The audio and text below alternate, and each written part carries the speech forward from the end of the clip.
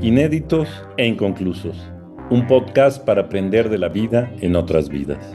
Con Juan Fernando Mejía Mosquera y Ernesto Priani Saizó.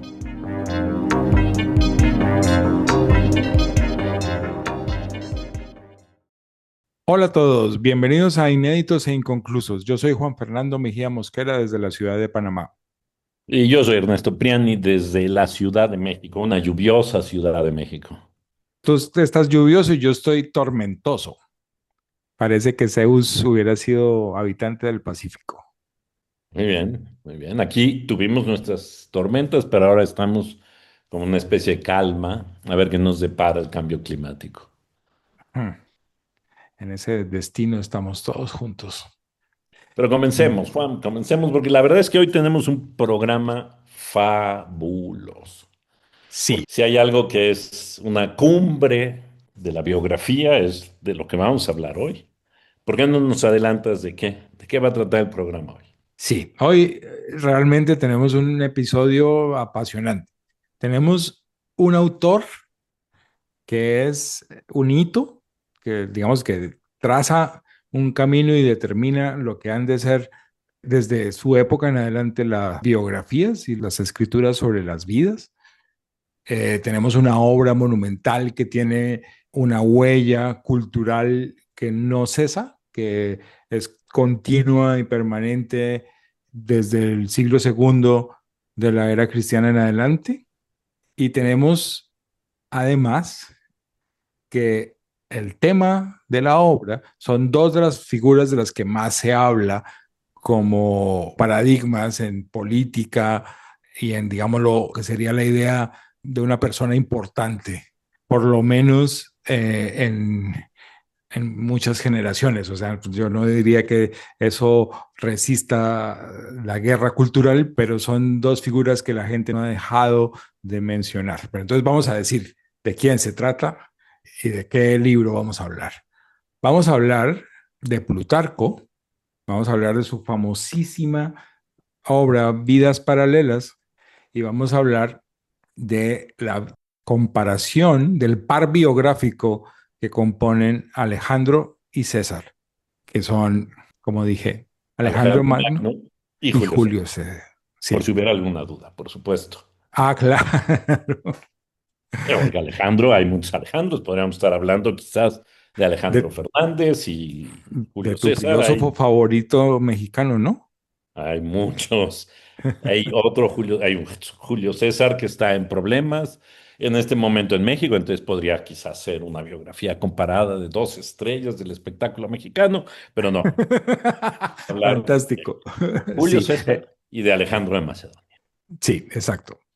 Y yo pensaba que la grandeza, digámoslo así, de tanto de la obra como del autor, como de los personajes, eh, podría hacer que nuestros lectores se preguntaran, ¿y estos por qué incluyen a Plutarco, las vidas paralelas sobre Alejandro Magno y Julio César en una cosa que se llama inéditos e inconclusos? Si pocas obras han sido, digámoslo, famosas por su perfección en un género, como las vidas paralelas, pocos escritores son tan renombrados como tipos que han, digamos, cumplido su trabajo a cabalidad y pocas personas han conquistado de una forma tan incontestable lo que parece ser la grandeza humana. Pero ahí está el chiste. Incluso en esa circunstancia, creo yo, podemos afirmar que la humanidad o que lo humano aparece inédito e inconcluso. Tenemos, por ejemplo, Tenemos muchas cosas, pero tratando un poco de explicar por qué pensamos que debe formar parte de Inéditos Inconclusos, es que es algo que el propio Plutarco dice al introducir sobre todo la vida de Alejandro y al sí, plantearse qué clase de cosa es la biografía. Y él deja muy claro que no puede entrar en todos los detalles que componen la vida de aquellos que están biografiando, porque en realidad lo que a él le interesa es tratar como de describir de la mejor manera posible el espíritu de los personajes y no tanto los acontecimientos. De manera que, por supuesto, eso hace que la obra sea inconclusa. Es decir, que las Absolutamente, vidas claro. no estén completas, que estén bien editadas, pero no completas, Sí, que puedan integrarse. De hecho, lo que yo estaba pensando era la cantidad de biografías que hay sobre ambos y escritas, por supuesto, en muchas épocas posteriores, porque son dos personajes fascinantes, de manera que algún momento dedicaremos algún episodio a la idea de la reescritura de las vidas. eso es fundamental porque además encontramos cuando leemos las vidas de César y Alejandro, comenzamos a encontrar los vacíos, comenzamos a encontrar preguntas que quisiéramos que tuvieran respuesta, pero realmente no la tienen, porque pues eso pasa, eso es maravilloso y pasa siempre con los textos de la antigüedad, que las fuentes, por ejemplo, están perdidas y no son contrastables, que hay muchas cosas que son legendarias y han sido transmitidas de oídas. Entonces, no hay muchas certezas, aunque estemos ante una obra tan bella, porque es realmente bella, se ve muy fluida. Al mismo tiempo, el lector atento comienza a descubrir como los pliegues y como las discontinuidades. Y eso hace que te hagas más preguntas de las que puedes responder. Pero eso, pues, hace la cosa todavía más maravillosa. Al mismo tiempo, hay como una especie de cruce de caminos en las vidas paralelas, porque está la historia o la historiografía. El propio Plutarco, en el mismo texto al que te refieres, dice, yo no estoy haciendo historia, yo estoy escribiendo una vida. Entonces ese cruce de caminos va a dejar insatisfechos a los dos lados de la ecuación, al que está buscando historiografía y al que está buscando Sí, porque biografía, sobre todo desde el punto de vista moral.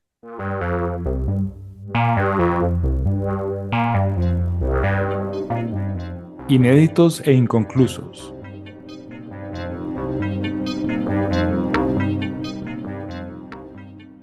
aquí me parece que el problema, como tú lo planteas, es, por supuesto, muy interesante. Digamos, uno se tiene que preguntar dos cosas de inicio. ¿Por qué vidas paralelas? Es decir, ¿por qué contar una vida como espejo de otra vida? Es lo primero que nos tenemos que preguntar. ¿Qué es lo que está buscando ahí de Plutarco? Sí. Sabemos, como justo lo acabas de decir, que uno de los temas que Plutarco quiere es la enseñanza moral. O sea, que las vidas, la escritura de las vidas de una persona debe de llevar a una enseñanza moral. Esto nos abre una puerta nueva porque si lo queremos ver así es la primera vez que se declara tan abiertamente que una biografía tiene quizás como trasfondo algo de lo que hemos hablado en este programa, pero que nunca lo habíamos dicho así abiertamente, que Ujú. ver la vida de los otros es para aprender de la vida de los otros, ver las flaquezas, las grandezas, los contrastes, las dificultades que cada uno de estos personajes, narrados con la voz de otros personajes, tienen, ¿no? Sí. Y eso se hace desde la perspectiva de la enseñanza moral para establecer el carácter. Entonces eso implica también una opción por qué parte de su ser se muestra. Y entonces vamos a ver que en cierto sentido las vidas van a resultar fragmentarias y discontinuas porque están compuestas de anécdotas que están puestas allí para manifestar la disposición moral de los protagonistas. Y esto lo hace muy interesante porque, por ejemplo, aunque no tenemos otra vida, otra vida de Alejandro inmediata, pero sí tenemos otra vida de Julio César, muy inmediata, que está en la vida de los 12 Césares de Seutonio. Sí, Y además tenemos, por supuesto, las dos obras de César, tanto sobre la Guerra de las Galias como sobre la Guerra Civil, ¿no? Entonces, claro, es interesante. sí, ahí hay una como disparidad un poco, porque César tiene la oportunidad de dar su propio testimonio.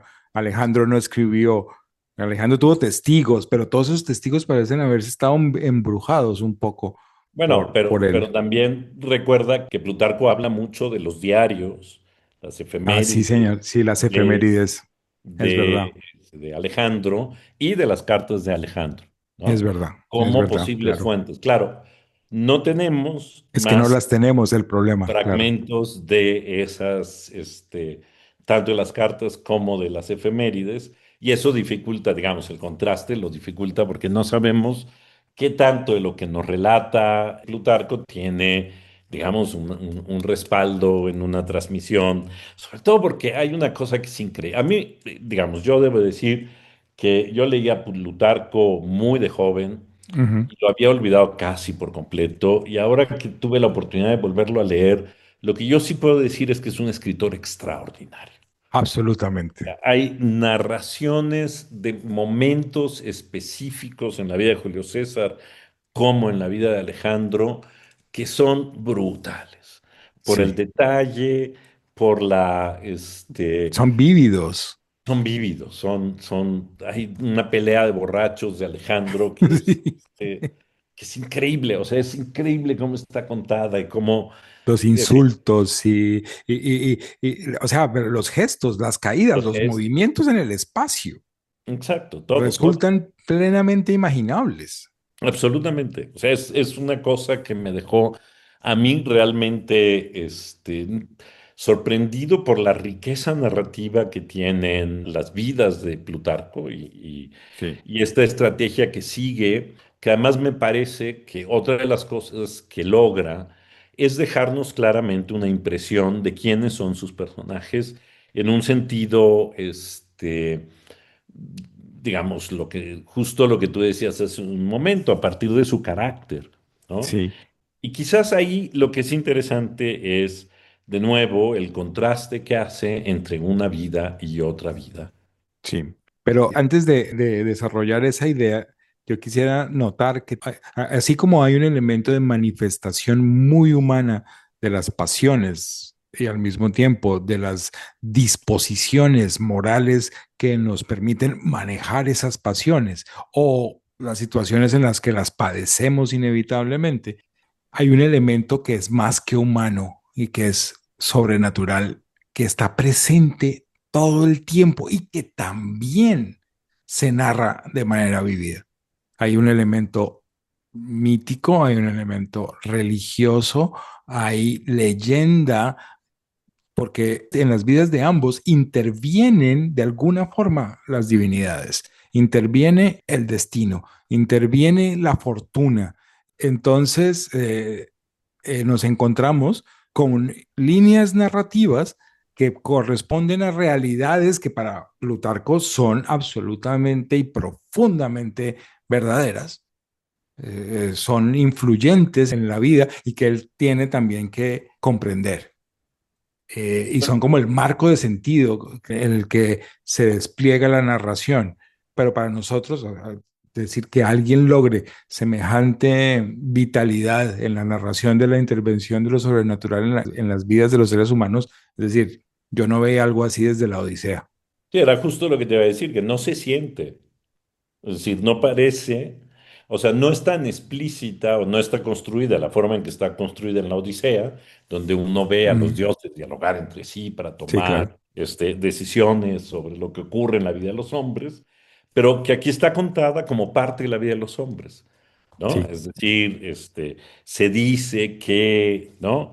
Que le preguntaron al dios y entonces el dios respondió y fueron, hicieron, sacrificios y entonces el Dios indicó que se hiciera esto claro. otro, o Hay soñaron hay que antes. decir que una de las muchas cosas que fue Plutarco es que fue sacerdote de Apolo y que tenía una relación estrecha con Delfos y que en Queronea también realizaba sus actividades, es decir, él podía ser al mismo tiempo un sacerdote del culto apolíneo, estar pendiente de las iniciaciones, estar pendiente de la adivinación, estar pendiente de toda una serie de saberes, de los sueños, de las premoniciones y ser un filósofo académico con relaciones con Amonio, que eso después nos conecta con el platonismo y a su vez con Agustín incluso, del que ya hablamos. Pero es decir, es un tipo súper racional que piensa además en una divinidad racional Y todo esto se congrega, se reúne en los diferentes niveles de exploración de las vidas que él lleva a cabo en las vidas paralelas.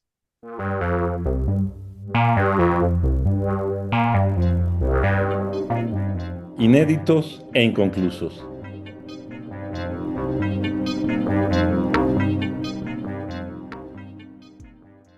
Muy bien, y ahora que ya lo introdujiste, que ya lo dijiste, pues entonces vamos a hablar un poco de Plutarco, porque lo hemos dejado de lado, es tanta la emoción de poder Claro. hablar de las vidas paralelas, que hemos dejado un poco de lado a su autor, quién es, cuándo nació, qué hacía, cómo es que llegó a la escritura de las vidas paralelas.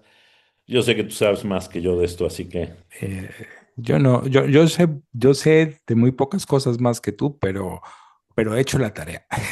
eso, Pero exactamente. a mí se me ocurría como introducir la figura de Plutarco como por comparación con la de Diógenes Laercio, de la que estuvimos hablando en nuestro episodio anterior, porque mientras de Diógenes no sabemos mucho, de Plutarco ciertamente sabemos bastante, porque es un personaje prominente socialmente, es un personaje importante que tiene además acceso a círculos de poder, pero vamos a explicar eso bien. Eh, Plutarco nace en Queronea. Queronea es una localidad pequeña, pero de una enorme importancia en la historia de la Grecia antigua. Es el escenario de dos batallas definitivas para, la, el destino de los griegos y al mismo tiempo está ubicada cerca de dos lugares. Cuando uno cae en cuenta de eso, está entre dos montes absolutamente cruciales para la historia, que es el Parnaso y el Helicón. Entonces, en un lado están las musas y en el otro los poetas. Entonces, Mm. es fantástico y está a una distancia muy razonable del oráculo de Delfos. Entonces, es como una tierra plagada de sentido religioso, es decir, narrada por los poetas y por los mitos, en la cual tienen lugar además ciertas realizaciones rituales, ciertos ritos que son cruciales en la cultura griega. Entonces, primero, eso, eh, el solo hecho de ser de Cronea y tener cerca a Delfos. Luego, ser un ciudadano aristocrático, con ilustres antepasados, o por lo menos antepasados destacados en el gobierno de su ciudad y en el asunto sacerdotal, que este hombre se educa de la mejor manera posible porque se asocia pronto con los platónicos de la academia y luego va trabando relaciones con las escuelas, digamos, helenísticas que están disponibles.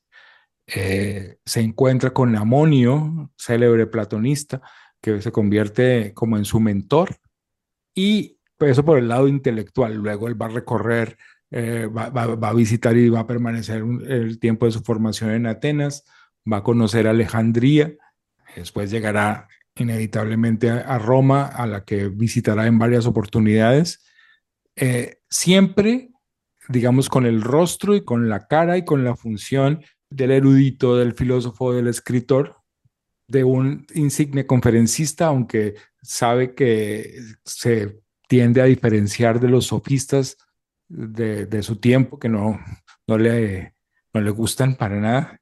Y en esos círculos, digamos, conoce amigos que le permiten entrar en los círculos imperiales, en la corte del Imperio Romano, y se asocia con actividades, por lo menos en el final de la dinastía Julia, luego en el tránsito hacia Nerva, y va a tener como una muy buena relación con los antoninos, principalmente con Trajano y con Adriano. En época de Trajano y Adriano va a recibir ya honores, ya es como su consagración, pero él va a tener círculos de amistades romanas, va a ser ciudadano romano, va a llegar a tener una dignidad de procurator y luego una de cónsul. Entonces es una cosa impresionante. Es alguien que es testigo de primera mano de asuntos muy importantes, tanto en el mundo cultural como en la diplomacia entre griegos y romanos y en el imperio mismo. Y va a tener el aprecio y la estimación de las dos partes. O sea, son como dos patrias en cierto sentido, una patria chica y familiar que sería Grecia y la patria universal del imperio. Es un personaje enorme. Claro, y eso es muy interesante saberlo porque eso nos permite entender mejor, por ejemplo, qué cosas puede haber atrás de comparar a Alejandro con Julio César. Es Claro, decir, la patria chica con el imperio y, digamos, esta agenda que debe ser muy peculiar de un griego ya ciudadano romano en la que evidentemente hay una tensión cultural muy fuerte, ¿no? Entre la sí. cultura griega frente a la cultura romana, que creo que se transmite, que está presente en sus vidas paralelas. Sí, sí. E incluso hay quienes alcanzan en la lectura de las vidas, alcanzan a medir su dominio del latín, por ejemplo. Qué tan acertado era Plutarco al leer sus fuentes latinas, dado que esa era una lengua, digamos, adquirida como lengua extranjera. Entonces y también hay como dignidades a las que los griegos no pueden acceder por muy ciudadanos que sean. Hay distancias y hay dificultades en la vida de Plutarco, pero luego también le va a sonreír la fortuna porque sus relaciones están, digámoslo, en el lugar correcto. Pero lo que más me impresiona a mí es cómo la dignidad del sabio inspira respeto y va a ser alguien honrado en su tiempo, que es una cosa también muy rara, y alguien que va como a Wow. vivir o sea, a dar la talla de su momento histórico y se va a comportar como se espera que se comporte. Hay como un compromiso muy claro con su formación, digámoslo, platónica, y con el tipo de ética o de moralidad que se sigue de eso. Es una moralidad en la cual el carácter estará forjado por la racionalidad y eso implica moderación, continencia, dominio de sí, una relación cautelosa con los placeres, moderada con los placeres, pero de todas maneras también una gran serenidad. A mí me impresionó mucho una cita que encontré de una carta a su esposa en la que la consuela por la muerte de su hija. O sea, la hija de ambos ha muerto y él le dice, lo que tenemos que hacer es agradecerle a nuestra hija que nos hizo conocer lo que era ser padres de una hija, porque teníamos solo hombres, y nos permitió esa alegría, y, y al gozarla fuimos moderados. Pero ahora que vamos a sufrir su partida y su ausencia, también hemos de serlo. Y entonces él destaca la modestia con la cual esta mujer ha sufrido semejante pérdida. Es decir, es como una prueba de una profundidad y de una intensidad enorme que por muy platónico que sea, no podría superar en modo alguno, Con moderación. con moderación.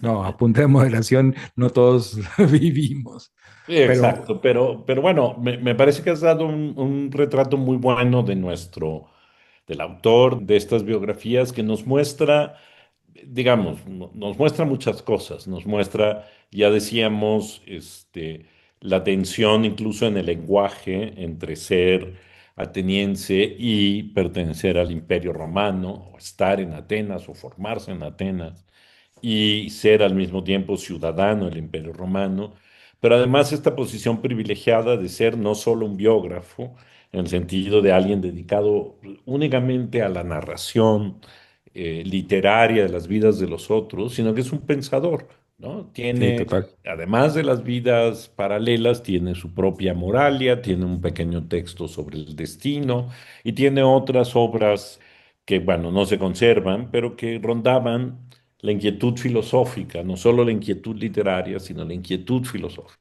Y esto Sí, quizás nos permite entender mejor cómo enmarcar estas vías paralelas. No es solo, como me parece que se desprende lo que tú decías, no es solo el relato de la vida y de los acontecimientos no es la intención del historiador que quiere fijar hechos precisos de cómo ocurrieron y cómo se dieron las cosas, sino que es fundamentalmente el relato de un filósofo curioso de saber cómo se construye el carácter, cómo se expresa la moralidad en cada uno de sus personajes, que tienen, por supuesto, porque también parte de eso, de su intención es esa, tienen, por supuesto, la intención de ser humanos, ¿no? Es decir, de presentarlos como seres fallidos, inconclusos, incompletos, presa de pasiones, de dudas.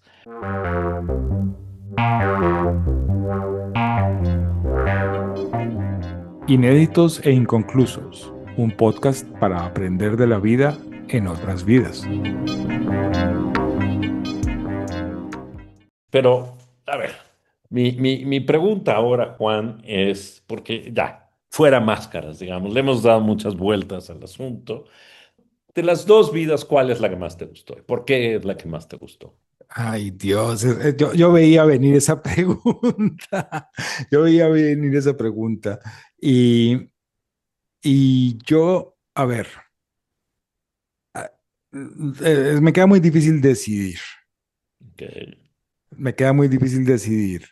Eh, Porque a mí me impresiona la construcción narrativa de la vida de Alejandro. Ujú, Porque ahí hay o sea,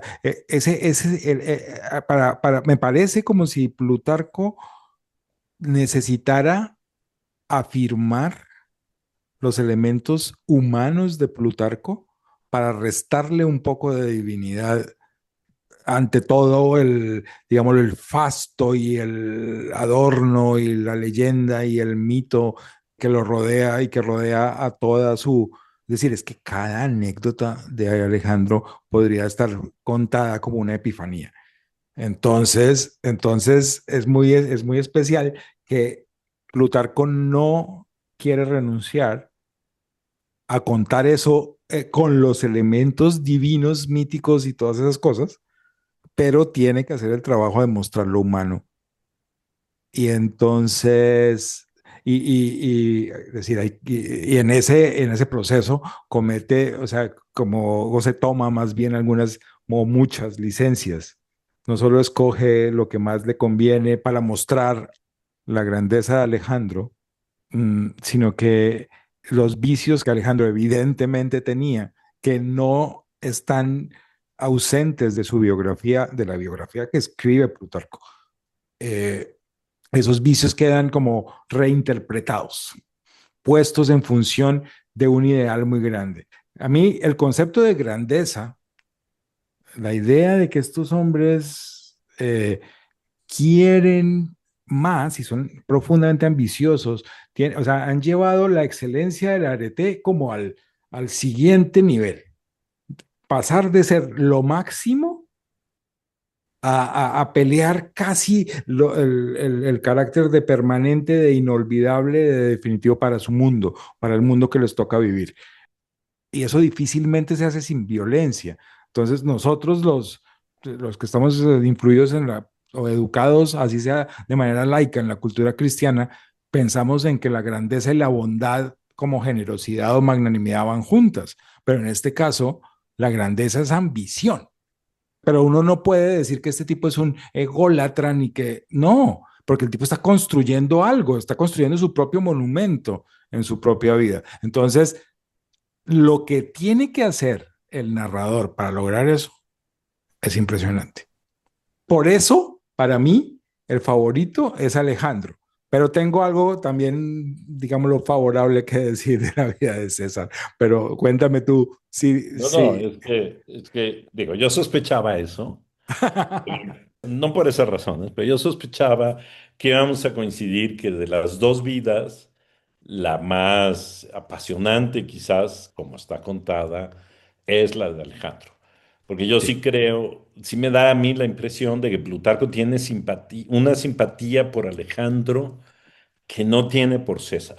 Uh -huh. Y que aunque no lleva a la oposición, es decir, no los confronta para decir, es que César es como el otro lado de Alejandro, ¿no? Pero es muy interesante cómo escoge narrarlos, porque si tuviéramos que decir cuál de los dos es un héroe, es Ujú. decir, cuál de los dos realmente ha alcanzado ser más que humano, yo Sí, siempre me inclinaría a sentir que es más Alejandro que César, absolutamente. ¿no? Sin embargo, hablando con Úrsula, mi hija, yo le decía, mira, te confieso que a mí me encanta el nacimiento, o sea, en el texto de Plutarco, Sí, que yo sí. siempre, yo como papá siempre estoy tratando de venderle los libros que leo. Entonces, le digo, el nacimiento de Alejandro es una cosa Es, maravillosa como narración, en ujú, la cual se unen elementos de toda la literatura y de todo lo que uno sabe de los griegos en unas cuantas páginas y son apoteósicos. ujú, Además, las figuras femeninas en ese escenario y en esas escenas tienen un papel absolutamente fundamental, es decir, Alejandro es el hijo de las mujeres, no solamente de su mamá, sino de toda la fuerza de lo femenino en esa cultura. Eso es muy interesante. Pero así como me gusta el nacimiento de Alejandro, me fascina la muerte de César. de César, claro. La muerte de César tiene una cosa lúgubre, tiene la cosa del destino que se aproxima, tiene un montón de signos que la gente no ve. Es el resultado de Ujú. una conjura súper compleja, de la cual todo el mundo parece estar enterado, menos César. César, sí. ¿Cierto? Y César está a punto de descubrirlo, pero no lo descubre. O sea, o sea, y Plutarco te lo cuenta así para que tú veas por contraste lo pesado que es en la definición de una vida humana el azar y la fortuna, tanto como el destino y la voluntad o la racionalidad, porque este hombre ha sido capaz de poner al servicio de su causa todas las fuerzas políticas, todas las fuerzas naturales, las fuerzas militares, ha vencido los obstáculos más absurdos y no va a poder comprender lo que tiene delante en cuanto a su propia vida.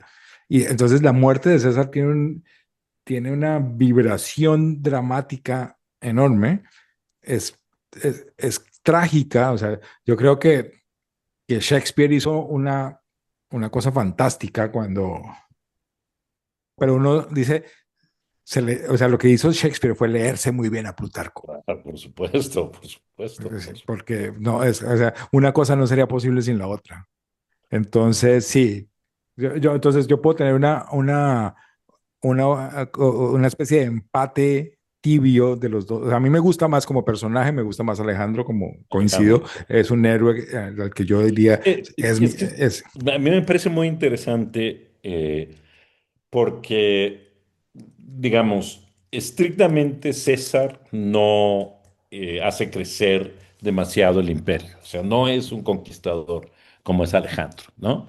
Y claro, Alejandro tiene esta cosa trágica que a mí me parece increíble de cómo al tiempo que se va Alejandro de Grecia, sí, los griegos se convierten en sus enemigos, ¿no? Y todo el tiempo está combatiendo, o no combatiendo, pero como todo el tiempo está librando las conspiraciones, claro.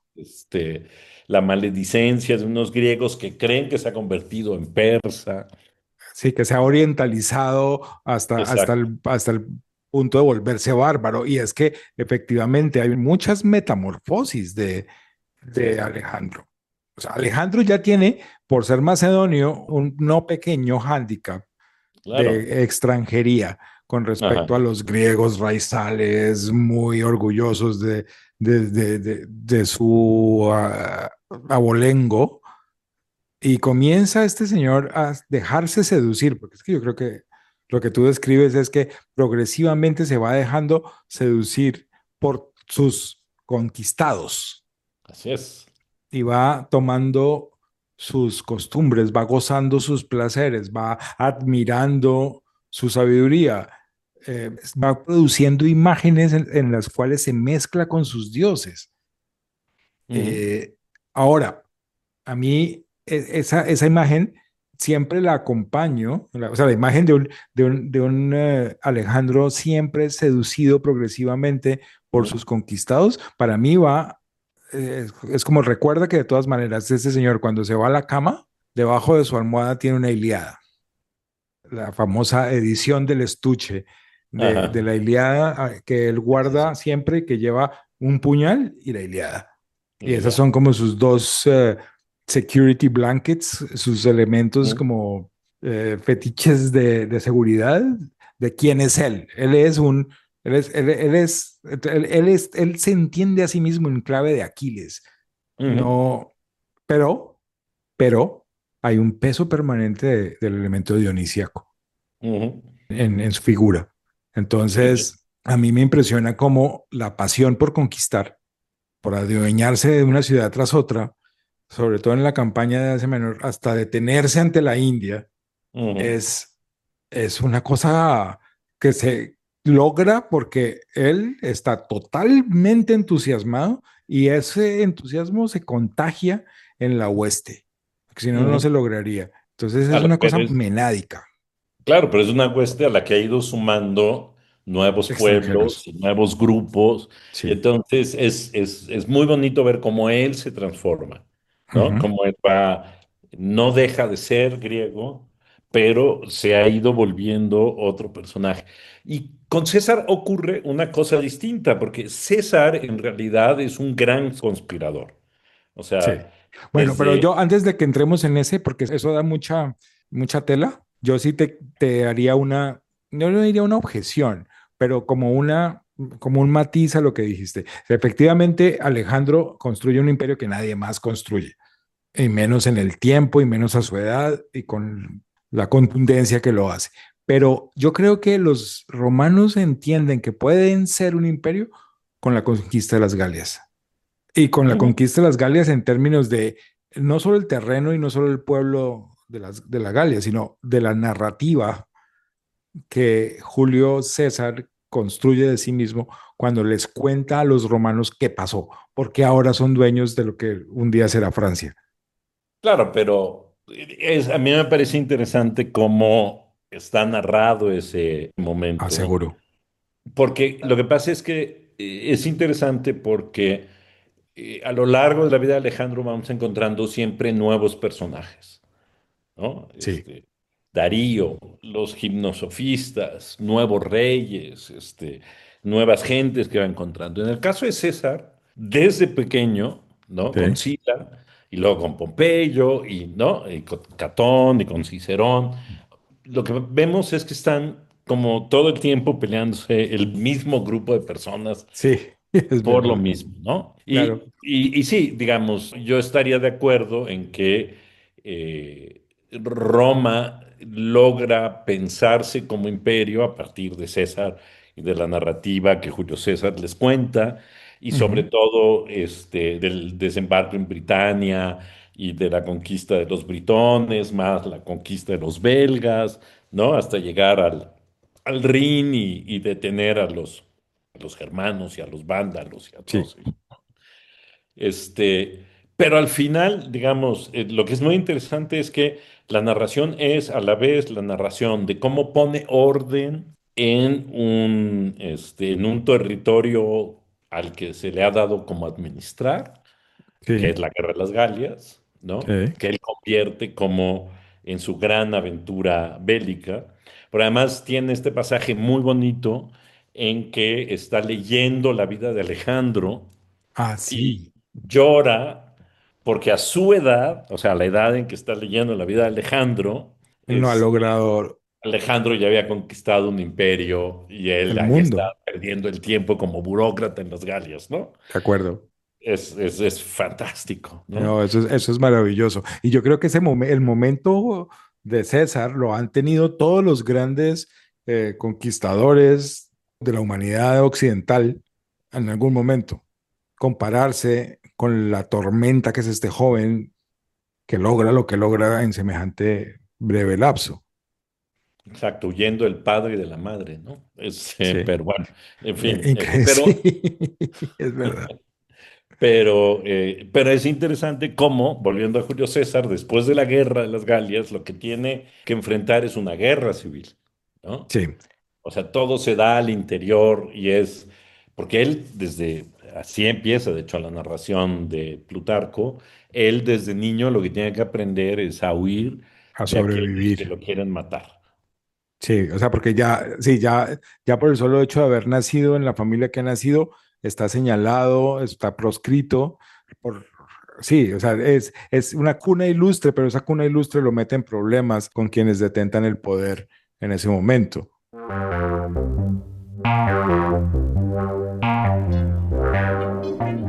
Inéditos e inconclusos.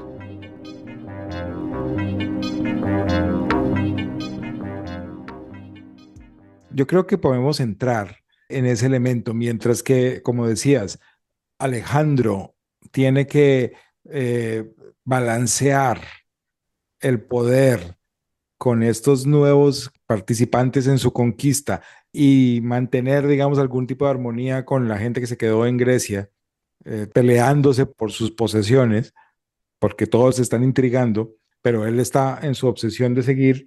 Entonces, digamos que evade un poco el problema, pero en cambio, una vez César ha conquistado todo esto, tiene que volver, o sea, que tiene que dar ese pequeño pasito que es cruzar el Rubicón y entenderse con el pueblo de Roma y con el Senado y con las facciones de poder. Y uno comprende, yo creo que lo hace Plutarco, cuando le dicen a uno, voy a hablar de César, dice el que derrotó a Pompeyo, porque ahí Ujú. el grande y el poderoso en ese momento, cuando César regresa, es Pompeyo.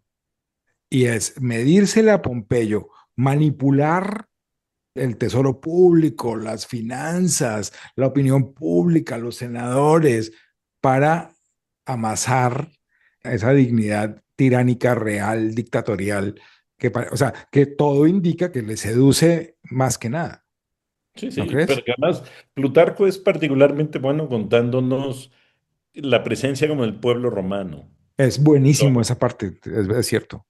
Es decir, cada vez que se quiere postular a una posición, entonces el problema está en cómo conquistar al pueblo romano. ¿Cómo No, adular? exacto, no madular a ese pueblo romano. Si hace esto, que si le escribe una carta a la esposa, cuando después escribe una carta después de que se muere su esposa, más bien Eso. que libra esa parte debo decir que me encanta, ¿no? Toda esta historia del adulterio de Pompeya, bueno, o que casi es adulterio de Pompeya, que es la esposa de Julio César, este, ¿no? Sí, Que pero al mismo produce, tiempo es descarado, ¿no? sí, Que decir, claro, puede hacer un drama terrible con eso, pero hace unas cosas que, es decir, incluso uno, o sea, pues también se saben cosas de Julio César más allá de Plutarco, pero de todas maneras Plutarco no puede evitar que este señor aparezca con todas sus, pues, con toda su promiscuidad, por decirlo de esa manera. claro, pero aquí este episodio es particularmente bonito porque todo mundo se entera de que ella, pues tiene un amante, ¿no? Porque Sí, el amante se disfraza de mujer y intenta entrar o por acuerdo con ella, en una reunión de puras mujeres para poder estar con ella. Es descubierto y entonces se arma un escándalo público, pero César la repudia, pero no lo castiga. sí, O sea, porque no le conviene, pero porque no el le balance de conviene. poder, o sea, pero él no Exacto. puede prescindir de su esposa en términos prácticos políticos. Ujú. Lo sabemos, o sea, lo mejor de todo es que Plutarco nos dice por qué pasan las cosas. Exacto. Y entonces, pero es muy interesante porque te muestra cómo las pasiones juegan un papel en la vida de ambos, por supuesto, de Julio César y de Sí, Alejandro, pero cómo, por ejemplo, Julio César las va usando siempre como ventaja política para ir exacto. construyendo sus propias, En ese sentido, la narración de la vida de César muestra que Plutarco es perfectamente capaz de manejar la mezquindad humana, los asuntos prácticos más terrenales para saludar a nuestros amigos, ujú, las soluciones y los problemas más acuciantes, el dinero, la fuerza, los hombres, la logística, Ujú. es increíble. O sea, Julio César se hace a esa cantidad de poder tan absurda, logrando solucionar un montón de asuntos.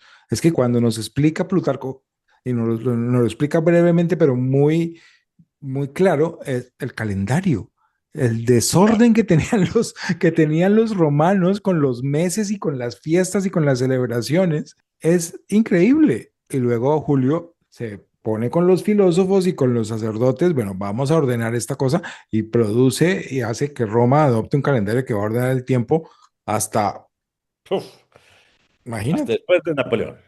exacto. Entonces, es su grandeza, su grandeza política, su grandeza práctica también es muy contundente. Y en Absolutamente. ese sentido, la habilidad, entonces, esto lo digo para hablar bien no solo de César, sino de la habilidad narrativa de Plutarco, que sí da la idea de por qué ese hombre es un hombre grande. Sí, claro. Si te das cuenta, a Julio César no lo alaba moralmente como sí alaba Exacto, moralmente a Alejandro, ¿no? exacto, exacto. De Julio César muestra todo el tiempo su astucia, Sí, sobre todo su capacidad de control.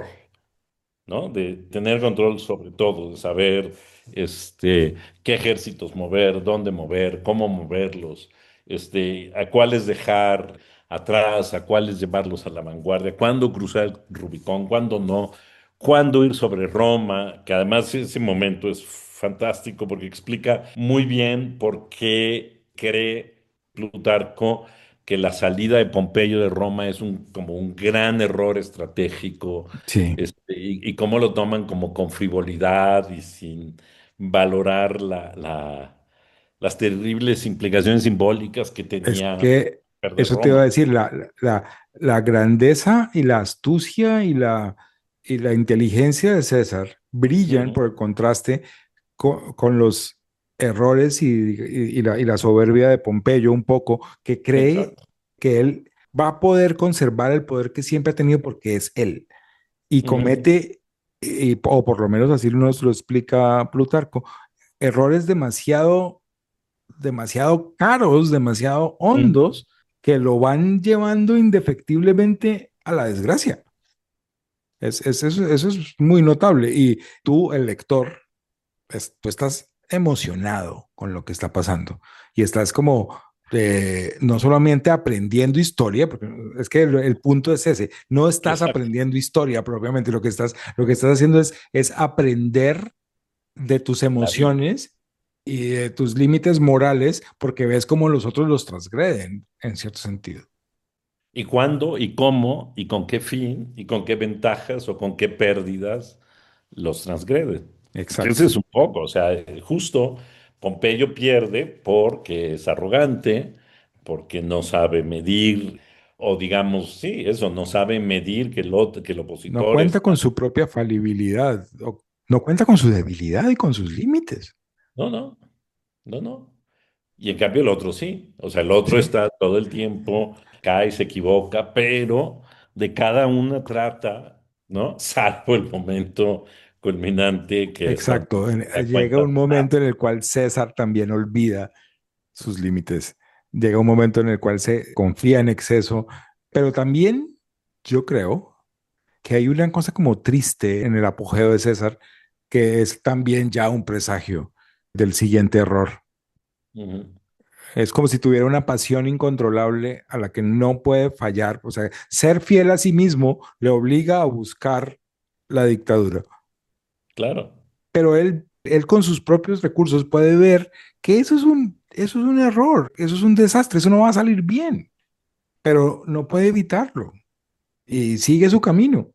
Y bueno, y otra vez todos esos símbolos y todos esos signos nos hacen, es decir, así como uno siempre desea que Romeo y Julieta se despierten a tiempo como para no morirse, uno Ujú, también cree que César se va a dar cuenta de que la fecha señalada es fatal y entonces se va a quedar en casa, pero no, ujú, ujú.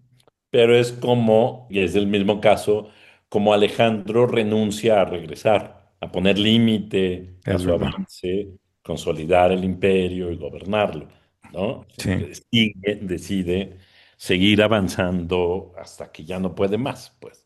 Y a Entonces pesar son de dos, que muere Bucéfalo, que es su caballo, y luego sí, van muriendo sus amigos más cercanos, el relato va dando cuenta cómo se van muriendo y lo van dejando aquellos que habían sido quienes lo acompañaron desde un principio y que esa debería de ser una señal para decir hasta aquí y no.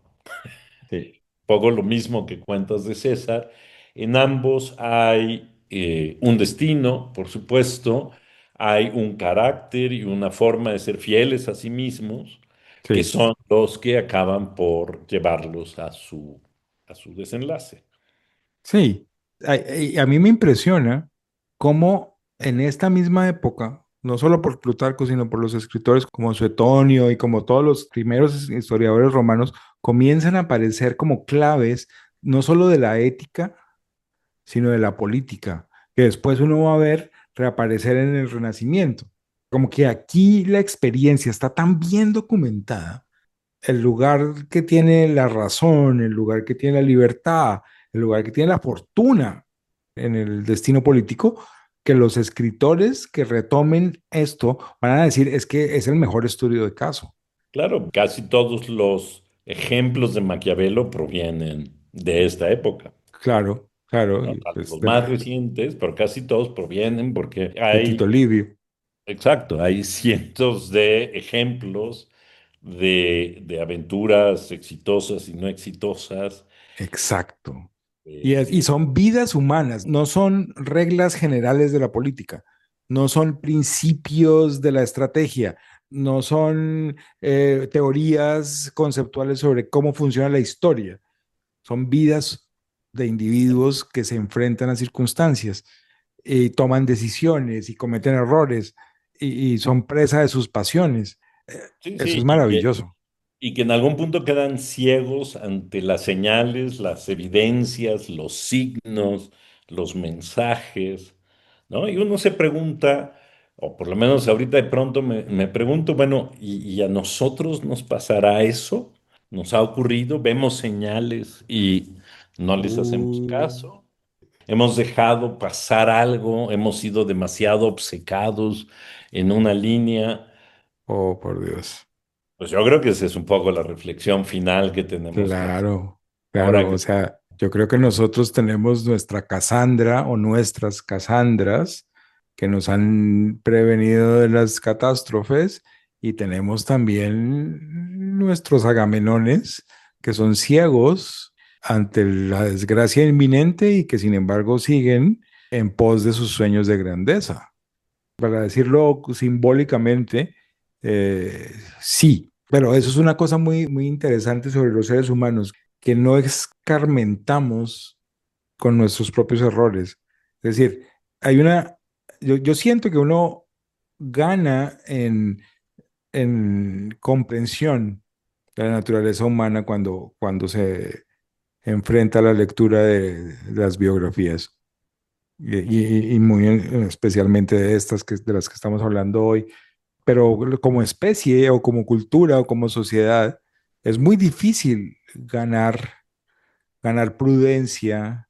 El hecho de que sepamos muchas cosas sobre los modelos matemáticos o que podamos hacer predicciones sobre la economía, incluso sobre el clima o sobre la, la atmósfera y esas cosas, nosotros todavía necesitamos lecciones morales como las de Plutarco para no ser ciegos ante los signos.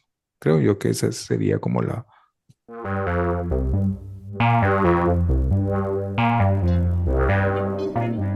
Inéditos e inconclusos.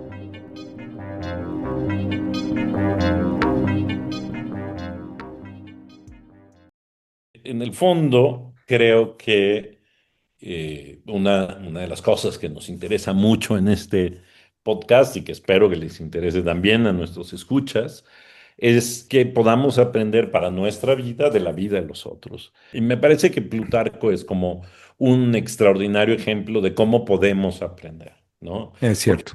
no se trata solo de aquellos que están en el poder y sufren la ubris del poder y entonces están luchando contra todo, pues en realidad todos Sí. estamos luchando contra esa, Ah, este, claro, la desmesura de la vida en el sistema capitalista es ibris para todos nosotros, no solamente para los poderosos. exacto, para todos, ¿no? Y entonces estas vidas nos dicen mucho, me Sí, parece, ¿no? sí, Pero nos eso dice, quedará, creo, por el momento para que reflexionen nuestros escuchas, qué aprendieron o qué pudieran aprender sí, de sí, Alejandro y y de su... también puede haber un poquito de proselitismo de la virtud, como esa manera de considerar la vida humana desde la virtud tiene todavía algo de valor para quien quiera intentarlo. Y es interesante en esto, volviendo, del que siempre elogia la prudencia y que se contiene, es de Alejandro. ¿No? Sí. Se contiene todo el tiempo. A veces eso no le resulta favorable, pero como él es moderado en sus pasiones, aunque le guste un poco la fiesta y Un poco. los placeres, pero que en otras cosas evita que las emociones lo rebasen. Muy bien. Yo creo que con esto, eh, o sea, no hemos terminado, porque nosotros tenemos la ventaja de que podemos dejar algo inconcluso, pero sí hemos insinuado a nuestros lectores lo que el tesoro que se encuentra en Plutarco, lo que... Son escuchas, no lectores, Ah, son escuchas. ay, Dios mío. La emoción, la emoción, la emoción. Es la Eh, emoción, la claramente. emoción. Nuestros escuchas podrán encontrarse a sí mismos como lectores con el tesoro de Plutarco. Pero es un camino que continúa. Hay muchas cosas de Plutarco que podremos volver a mirar y que podremos volver a visitar. Pero por hoy nos vamos a despedir con el anuncio de nuestro próximo episodio, que es el final de nuestra primera temporada. ¿De qué vamos a hablar en nuestro próximo episodio, querido Ernesto? Pues vamos a hablar de una biografía muy interesante, porque no es la biografía de una persona, sino que es la biografía de una pareja. La vida de el escritor Robert Louis Stevenson y de quien será su esposa, Fanny van der Gift, que Ujú. es una pareja que, como veremos en el próximo episodio, es absolutamente improbable, difícil e imposible a mitades del siglo XIX, pero no les adelantamos más. No, podemos decir el título del libro y la autora, si quieres. Por favor. Se trata de A Wilder Shore, algo así como una orilla más salvaje de Camille Perry. Sería la biógrafa. Es una biografía que salió el año pasado, es una biografía reciente que habla justamente de ellos dos, o sea, tiene la intención de contar la vida de la La pareja. vida de ambos. Entonces, con ese abrebocas tan interesante que nos ha hecho Ernesto, nos despedimos para escucharnos en el próximo episodio de Inéditos e Inconclusos. Hasta luego.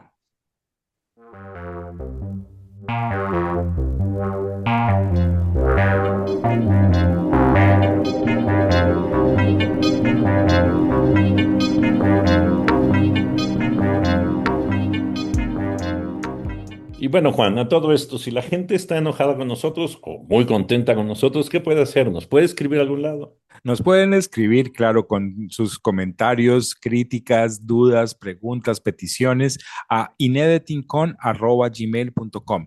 Lo encuentran en la descripción del episodio. Y dime, ¿qué más pueden hacer? Porque ellos nos pueden ayudar mucho, ¿no, Juan? Nos pueden ayudar mucho con sus comentarios en la plataforma, sus reseñas, sus calificaciones y compartiendo con sus amigos, su familia y en sus redes sociales. Y por supuesto, también pueden seguirnos en nuestras redes sociales y comentar ahí todo lo que quieran. Gracias. Inéditos e inconclusos. Un podcast para aprender de la vida en otras vidas. Conducción, Juan Fernando Mejía Mosquera y Ernesto Priani Saizó. Producción, Ignacio Bazán Estrada. Música original, Daniel Villegas. Síguenos en nuestras redes sociales en @inedetincon y comunícate con nosotros al correo inedetincon@gmail.com.